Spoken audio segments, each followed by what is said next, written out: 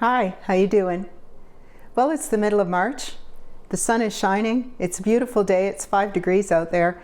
And it might be a hopeful spring or a false spring at this point in March, but we'll take it while we can get it. I'm starting to think about moving some of the plants out to the greenhouse, probably by the end of the month. I thought this might be a really good opportunity to go through everything that I have overwintered in the house. So if you feel like talking about some cold climate gardening and the struggles of trying to winter plants inside the house, then stick around. My name is Sharon and I garden on a large yard in a small town in east central Saskatchewan, Zone 3. Welcome to my Sask Garden. I did a video late last fall showing all the plants that I was going to be bringing into the house to attempt to overwinter, maybe take some cuttings, things of that nature. And so I thought I'd just kind of do a complete update on that before I do get everything out to the greenhouse. And so I'm going to start up here. What I thought I'd do is just kind of give you an overview of where plants are wintering, and then I'll bring some down and we'll look at them a little closer just to see how they fared. And here in the bay window, just above the kitchen sink, this is a really excellent location for wintering plants because they don't get any heat blowing on them. And it also benefits from the humidity from the sink, and I have the kettle just over there, and so I boil that at least once or twice a day, and so they benefit from that as well.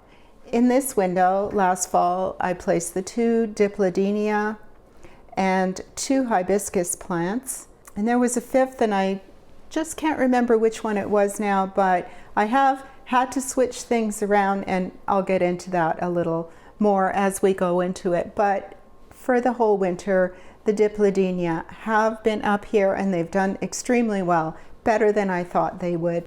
I thought they'd be dropping leaves through the winter and kind of going dormant, but they actually did not do that. They continued to bloom sort of sporadically throughout the winter. I did have a little bit of trouble with some aphids, and on one of the plants there might still be a little bit. I have just been washing it with soapy water when I do the dishes. Occasionally, I haven't done it for probably a week or maybe 2 weeks, and so we'll see how it looks today. So I've just put it inside the sink for now so we can get kind of a good overview of it. And this is basically what has been happening most of the winter, is getting a few blooms like this. They're pretty easy to take care of. The blooms just sort of dry and fall off at some point. They're really not very messy. What I did have to do a lot was trim it. I tried to keep it from getting too overgrown because that's not what I wanted. I wanted to just really keep it alive. But I do see aphids, first of all. Oh, the camera won't pick it up, but inside the throat here I do see 3 green aphids, and on the back of this flower, I'm going to pick it off because I'm going to throw it out. On the back of this flower you can also see some of the aphids there. So that's actually where I've been always paying attention, is to those flowers, because that would be one of the first places that the aphids would show up. And I do see that they are on the tips on the new growth. That's the other place where they'd show up. And so it does look like I need to clean it. I may actually take this downstairs and put it in the big sink and treat it with Endol. I had to do that with another plant just the other day, that I just couldn't seem to get rid of the aphids. And these look like the aphids look like they've started a party here. So I think that it will need a better treatment. And the other thing that is effective when I saw aphids like this would be just to trim that stem off. So aphids here, none here. I just trim that stem off, and that's also very effective at keeping those aphids at bay. I may do that as well. I'm going to have to just sort of take a much closer look and see how far spread it is. So I have noticed that the aphids have, so far, I've only really seen them on kind of one stem of the plant. They've not moved into the entire plant yet. And I think that's one of the tricks of trying to keep aphids at bay in the house in the winter is to be ever vigilant and treating them in whatever manner you choose, treating them as soon as you see them. Now, it's probably been a little bit too long since I have looked closely. It's always nice to look closely on a sunny day. You really see them that way. But I can sort of see aphid sheds. That's kind of those little white speckles that show up. I do sort of see them here and there throughout the plant. So it is going to need a big treatment. And I feel like I'm going to probably wash it all with Endol in the big laundry sink downstairs. And so this is the second one. And on here, as I'm looking, I see no sign of aphids whatsoever. So it's not moved over to this second plant at all.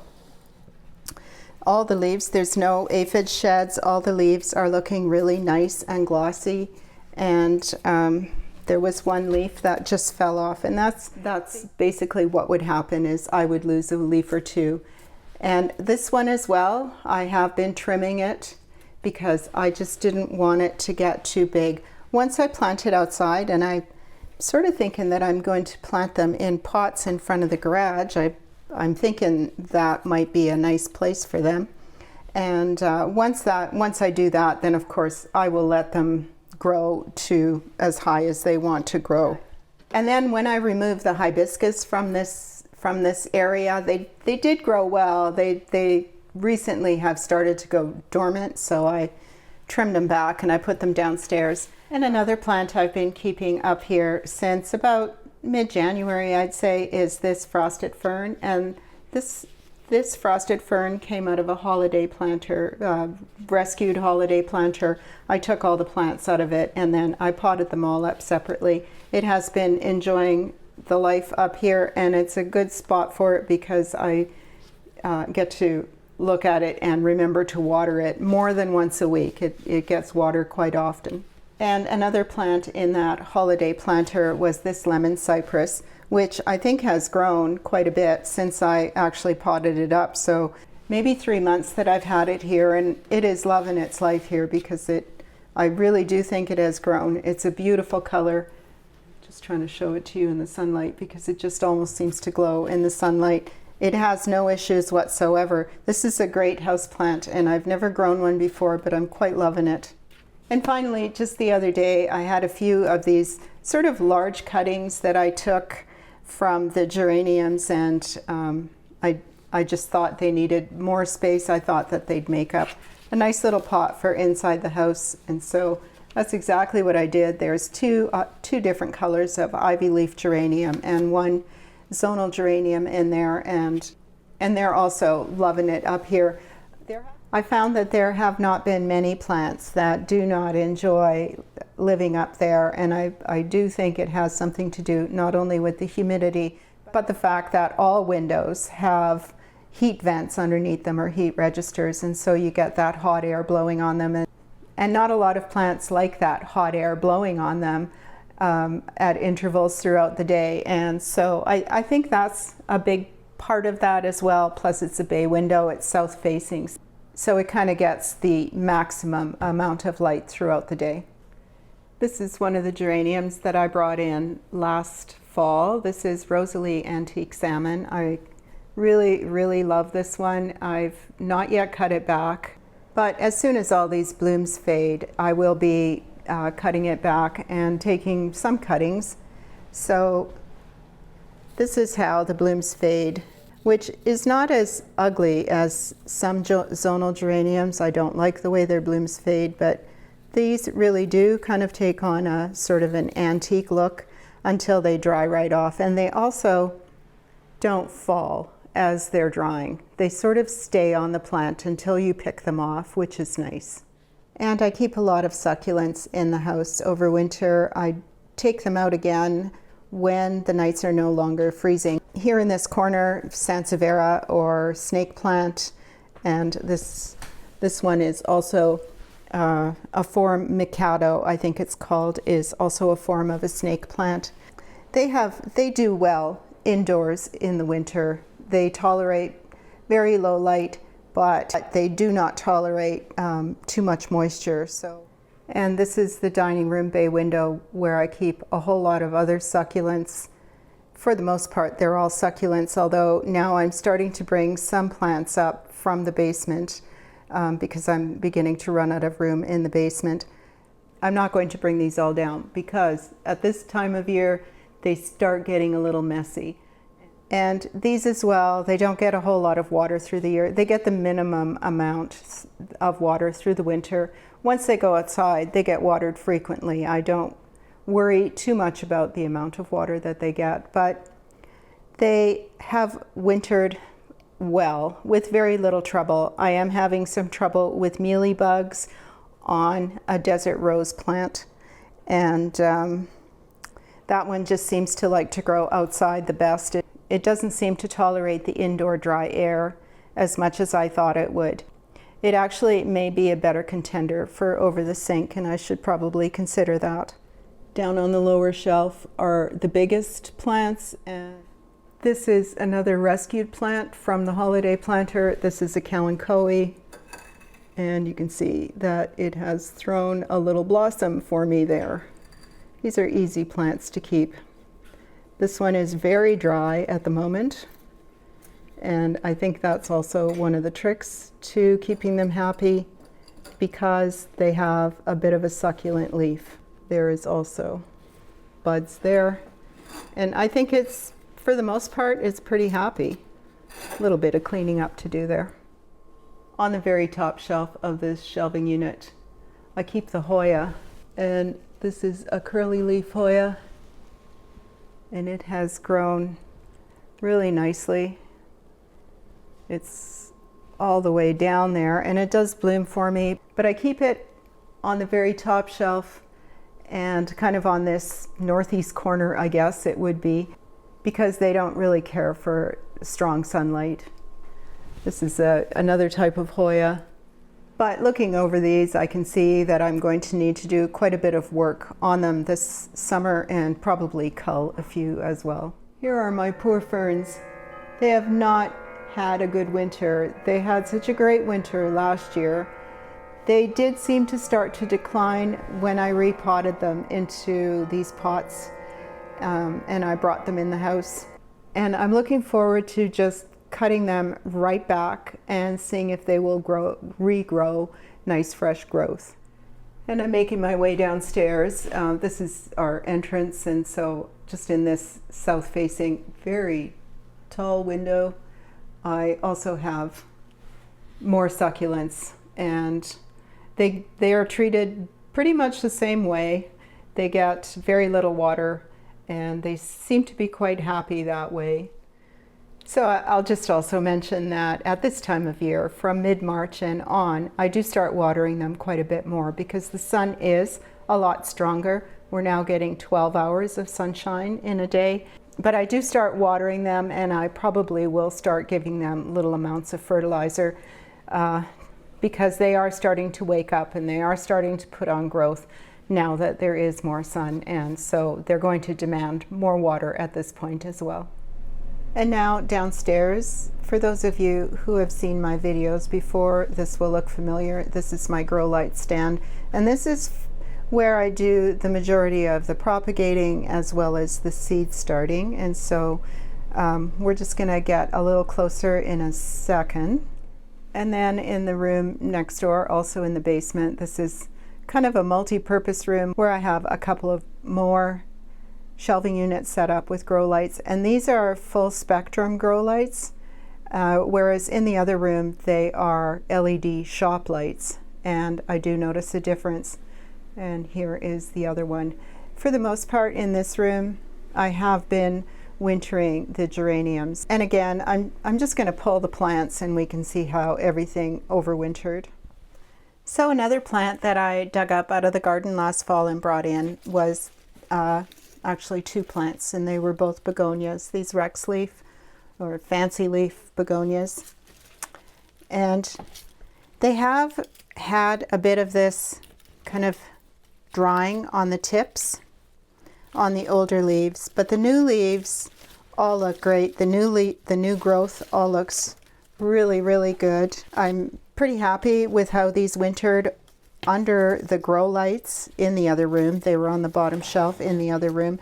They kept really nice color. Now I have wintered these before upstairs, and they struggled a lot more. They got a lot more of the browning on the leaf tips, as well as they lost the color. They were not this really nice purplish sheen color.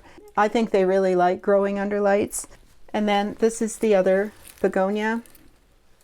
I'm sure they have names, although I don't recall if I kept the tags. I'm bad for keeping tags. This one as well has some drying on the leaves, same as the other one.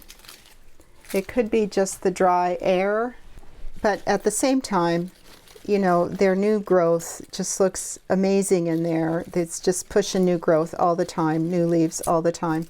Begonias as well are a bit of a succulent stem, and I find them to be happiest when they're allowed to dry down quite a bit. I'm going to say at least half the pot. A small update on the tomatoes. I'm just not sure how much longer I'm going to be able to keep them because of space, although they have started again to push blossoms. They took a bit of a break there for a while after they set a whole bunch of fruit. Then they did seem to take a bit of a break.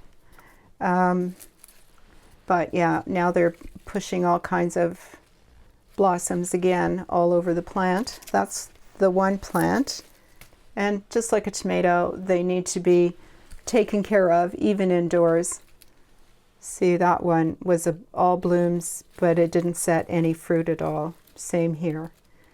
That's done. But this little bloom stalk here, that is setting some fruit. I feel like I'm going to have to toss these tomatoes pretty soon again, just because of space issues. And they did do what I wanted them to do over winter, and that was produce some fruit. And this is the other one. You can see that it still has some fruit left to ripen. It is setting new fruit there, and it is also pushing new blossoms in a few places on the plant there as well. It's been really interesting to grow these tomatoes indoors over winter. Now, I didn't dig these up and bring them in. I seeded these, I think, in October 17th, and they're the Red Robin tomato, which is a dwarf tomato.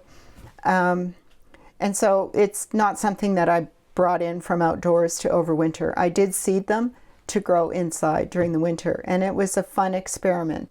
And if you have some grow light space, they are fun. They also taste really, really good.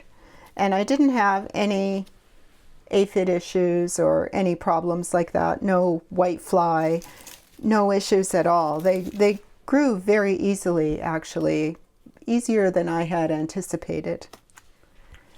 And then from last fall, I brought in 2 of these ivy leaf geraniums. This is one color, and the other color is a solid, sort of a deep burgundy. They have grown exceptionally well over winter. I've already taken cuttings from them that are really nice. I'm going to show you those in a minute. A little bit messy. It's just coming off of a big bloom. And so all of the dead flowers do need to be cut off. And I'll probably not put these back in their spot until I actually do that. But to bring one of these in and then take several cuttings through the winter, I already took, I think it was 24 cuttings from each of the plants, and it can definitely have that many taken again. It has grown very, very well. They're very happy growing under the grow lights. And this is the other ivy leaf. This is the solid burgundy colored one. And same thing. This one is perhaps even bigger, and it just keeps pushing the growth. It's loving its life. Same thing, wintering them, you know, I mean, just like any plant, there's dead leaves or kind of drying leaves to pick off. They do need to be groomed. It's not just a put it down and forget about it kind of plant. They do need to be pruned. You get to enjoy all these blossoms, but when they start to dry, just like that other one, they can get a bit messy, so they do need to be picked off. But they're certainly enjoyable to have inside during the winter. And again, this one absolutely loved growing under the grow lights. And here are all the cuttings from those two plants. They're all in 6 cells. I guess there isn't 48. The odd one may have not made it. But these actually seem to root much easier for me than I'm having some troubles with rooting some of the zonals this year. And so these rooted well, they're growing well. And I'm actually looking forward to having this many ivy leaf geraniums to use in the outdoor pots this summer. I like this blend of colors. I think they're going to look nice together in some pots and baskets. I'd have to look up when I took these cuttings. I feel like it hasn't been that long ago. As I said, they rooted pretty easy, and they have, from what appears to be, really nice root structures as well. But this tray is definitely getting crowded, and they're going to start getting leggy. So this is one of the first plants that I will be moving into the greenhouse and then potting them up into probably 3-inch pots or something like that, so that they have more room to grow. Now, last fall I brought in a wire vine, and I don't think I treated that wire vine when it came in, because it did come in with aphids, or at least that's where I first noticed them, was on the wire vine, on the original plant. I did take a bunch of cuttings, and those cuttings have grown really well. They are all in this size pot now, and I've cut them, trimmed them several times, so they're getting really nice and bushy. I'll probably trim them one more time yet. The original wire vine plant, the mother plant, I landed up throwing out. I put it on the deck to freeze because I just couldn't get control of those aphids. But the babies, the cuttings, did seem to be a little easier. About a week ago or so, I put them into the sink in the laundry room, and I gave them all a good spraying of Endol, which is an insecticidal soap. And that seems to have taken care of any of the small problem of aphids that I had with these cuttings. I'm pretty happy. I have 7 different pots of wire vine. They grow massive. Through the season, I had 1 last year in 1 pot, and it grew very big, and it just sort of made its way throughout the pot while still allowing all of the other plants to come through as well. I brought in 3 Martha Washington geraniums last fall. They've stopped blooming now.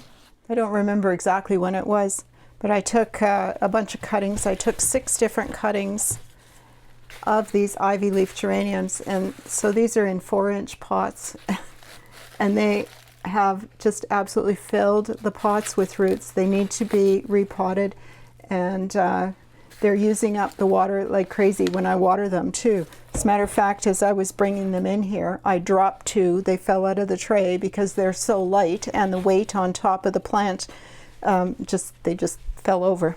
That's another problem with starting to get too crowded in your growing space. I don't know how many plants I've dropped or pushed off the shelf that they've actually fallen over, and then I've had a mess to clean up. It doesn't seem to hurt the plants at all. They are pretty resilient. Anyway, but these cuttings are now starting to put on some buds, so they're going to start blooming. They haven't bloomed up until now. They're not the same as the ivy leaf nor as the zonals. They grow differently. On a ivy leaf or on a zonal geranium, they will push blossoms from every stem. But on the Martha Washington or regal geraniums, they have a bloom stem, and then they have growth stems. And so I understand that the growth stems don't bloom, and the bloom stems just bloom and bloom. So this is obviously a bloom stem, and it's got lots of blossoms coming. I've been learning about all the different pelargoniums and the different ways that they grow and things, and that's coming from Mr. Pelargonium, who has a YouTube channel. Very interesting.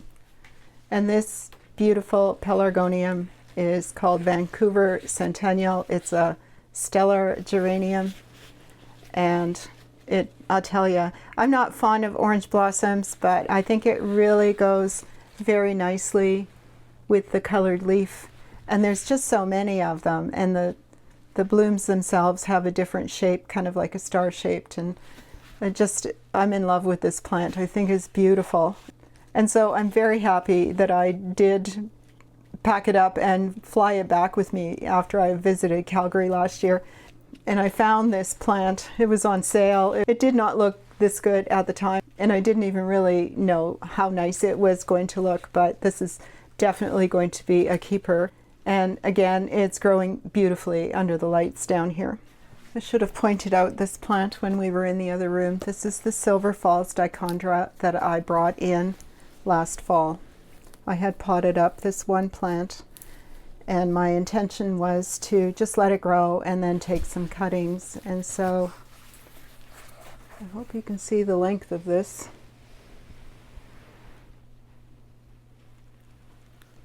So I should measure that, how long it's grown. I don't know, 3 feet maybe. And it was just on the side of the shelving unit. It benefited, this was facing the non-light side, and behind here, this is the side that got lights. This plant was getting light from the top as well as from the next set of lights on the stand. It was getting lights over here. I'm not sure that it reached the third set of lights or not. I've never taken cuttings of dichondra before, and I've read that you need to, while it's still attached to the plant, that you need to lay these on top of the soil in another pot, and then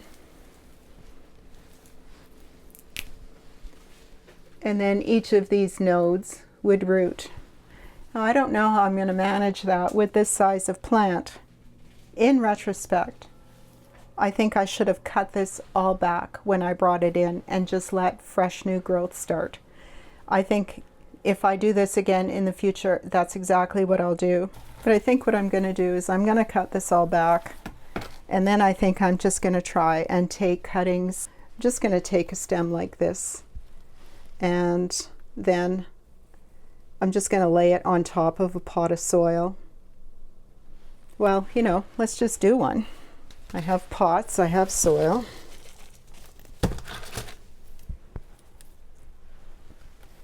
So I think I'm just going to do this. And I have some paper clips, and I'm going to bend that paper clip, and then I'm going to make a little pin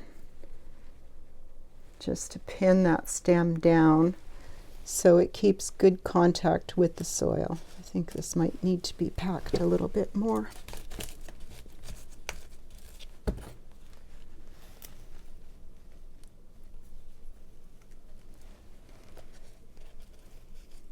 And then I would pin it again there, and I probably would try another stem as well.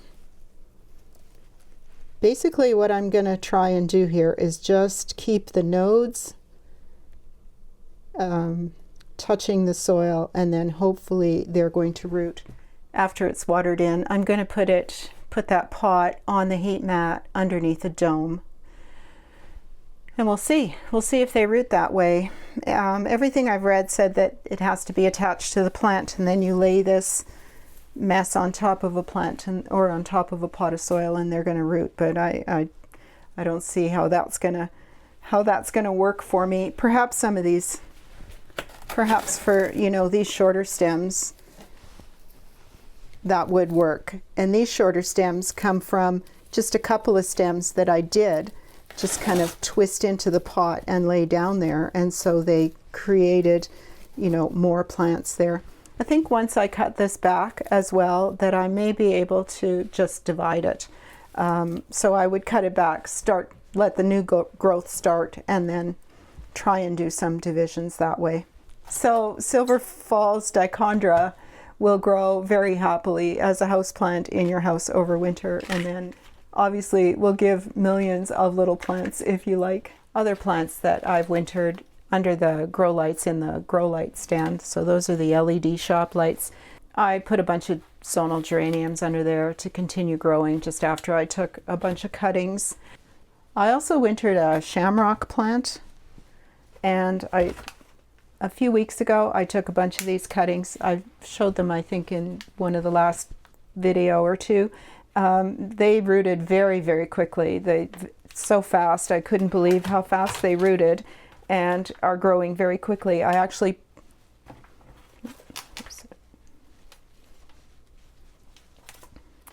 actually pinched these the other day because they were, geez, that thing just does not want to let go there. Anyways, that's just a piece of Silver Falls that has attached itself.